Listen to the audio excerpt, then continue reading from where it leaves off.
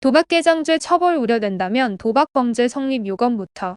연휴나 명절이 되면 가족들이 모여 카드게임을 하는 풍경은 비교적 흔합니다. 하지만 누군가는 이렇게 친목 도모 위주의 놀이를 하는 과정에서도 돈이 걸려야 재미가 있다며 금전적인 수단을 개입시키기도 하는데요. 물론 흥미를 위해 시작한 게임에서 뜻하지 않은 용돈까지 얻게 된다면 그때의 쾌감은 무시할 수 없을 정도로 크겠지만 오간 금전이 적지 않으면서도 반복적인 양상을 보였다면 도박의 범주에 속할 수 있다고 하였습니다. 특히 요즘은 사회적으로도 도박이라는 사안에 민감한 만큼 인터넷을 통한 불법 도박 사이트를 통해 혼자서 즐기는 분들도 많다고 하겠는데요. 이러한 경우에는 도박개장죄까지 성립되면서 막대한 법적 책임을 져야 하는 일도 발생할 수 있다고 하였습니다. 방송에서 자주 모습을 보였던 연예인들 역시 도박범죄로 인해 사회적인 물의를 일으키며 자숙의 시간을 갖기도 합니다. 하지만 이렇게 대중적인 비난을 감수해야 하는 행위치고는 비교적 쉽게 접근할 수 있기도 한데요. 컴퓨터뿐만 아니라 스마트폰을 통해서도 누구나 원한다면 게임을 할 수 있는 만큼 수익을 안겨주겠다며 광고를 해놓고서는 오히려 사기를 치기도 한다고 하였죠.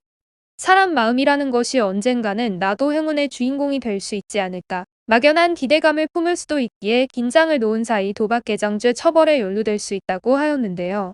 만약 재물이 개입된 상태에서 승과 패를 판단해 금전을 분배한다면 도박으로서 충분히 처벌을 받을 수 있는 사안이 된다고 하였습니다.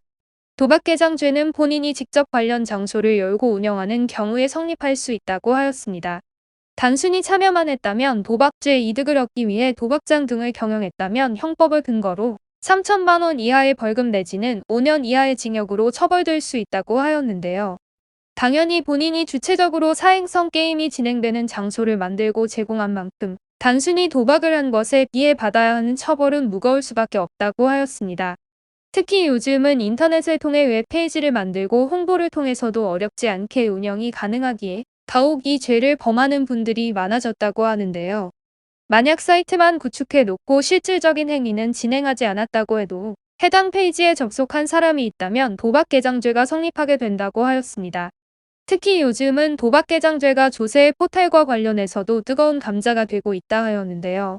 큰 액수의 돈이 오고 감해도 그 수익에 대한 세금을 위법한 방법으로 납부하지 않고 회피하는 경우도 많기 때문이라 하였습니다.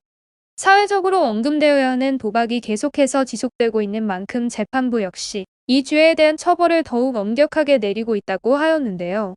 절대 행해져서는 안 되는 도박을 할 수 있는 장을 본인의 영리적인 목적에 의해서 제공하고 경영하는 만큼 벌의 수위가 낮아지지 못하는 것은 어쩌면 당연한 결과일지도 모르겠습니다.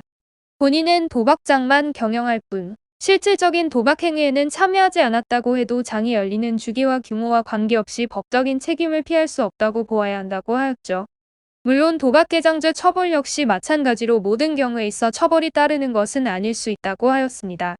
다른 사람들이 도박을 하도록 예비의 계기를 제공하고 교사까지 이루어진다는 점에서 선처를 받기는 쉽지 않지만 만약 영리의 목적이 없다면 벌을 피해갈 수 있는 것이라 하였습니다. 이때 판단되는 영리라고 한다면 본인이 장을 개설하면서 도박 행위에 관여하는 자들부터 금전적인 이득을 얻을 목적이 있는지의 여부라 하였습니다. 다만 이때의 이익을 판단함에 있어 규모는 크게 상관이 없으며 직접적인 수단뿐만 아니라 간접적인 수단으로서 장이 이용되는 경우에도 영리성이 성립할 수 있다고 하였죠.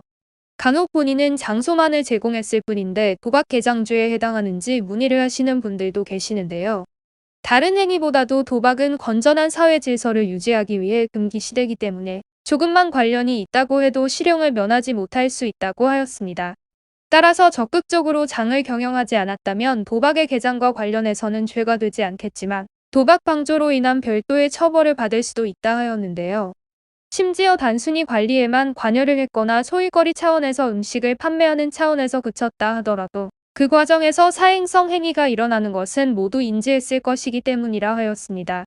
온라인 도박 범죄가 이루어지는 웹페이지의 기술을 제공한 사람 역시 동일합니다. 사행성 게임을 할 수 있는 사이트를 만든다고 했을 때 본인은 경제적인 이득을 취하지 못했다고 하더라도 제작을 도운 것만으로도 방조 행위에 해당할 수 있는 것이라 하였는데요. 웹을 만들다 보면 자연스럽게 목적에 대해 알고 그에 따른 설계를 할 수밖에 없는 만큼 이를 알고도 계획을 지속했다면 충분히 방조죄로 이어질 수 있는 것이라 하였습니다.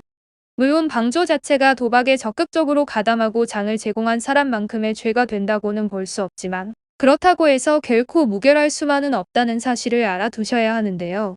한번 도박을 시작한 사람은 격리를 하지 않는 한 그 버릇을 근절할 수 없다는 말이 있을 정도로 중독성이 심한 것으로 알려져 있습니다. 그런 만큼 국가에서도 도박죄 및 도박개장죄 그리고 도박방조죄 등을 통해 강력하게 제재를 하고 있는 상황이라 하였는데요.